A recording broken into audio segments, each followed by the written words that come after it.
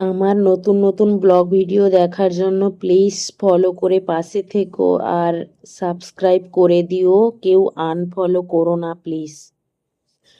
চন্দনেশ্বর মন্দির থেকে বেরিয়ে আমরা টোটোতে উঠে পড়লাম। তো আমরা যাচ্ছি দীঘায়, যে নতুন পুরীর মন্দির হয়েছে সেখানে দেখতে যাচ্ছি।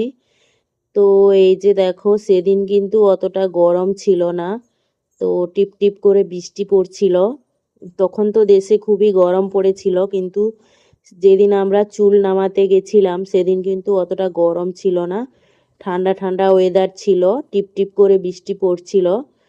তো ভগবান হয়তো জানে যে গরম হলে আমাদের খুবই কষ্ট হবে, তাই জন্য দেখো টিপ টিপ করে বৃষ্টি পড়ছিল আর আমাদের অতটা কষ্ট হয়নি। আর এখানে এসে তো আমি পুরো অবাক, এত একটা মনোমুগ্ধকর পরিবেশ, মানে কি বলবো তোমাদের, মানে অতুলনীয়, একদম অপরূপ পরিবেশ। তো তোমরাও দেখতে পাচ্ছ নিশ্চয়ই কতটা সুন্দর।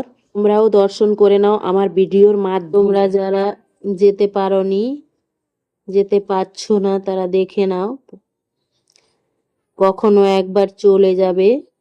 খুবই সুন্দর একটা জায়গা আর অপরূপ পরিবেশ।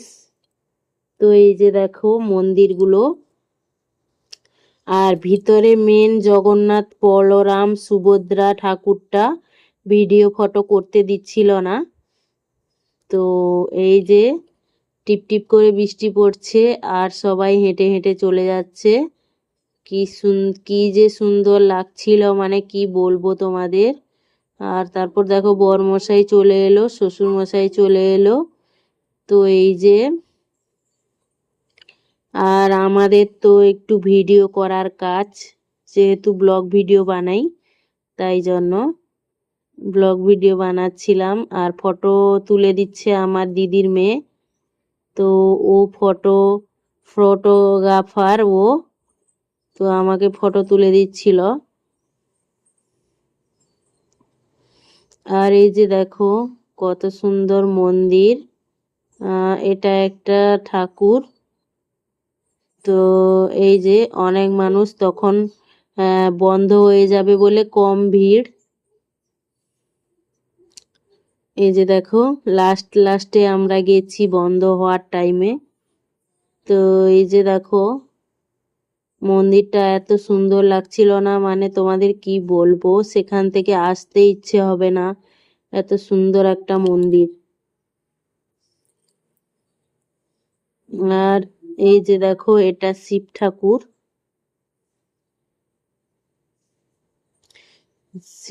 ঠাকুরটা আমার দিদির মেয়ে প্রণাম করলো।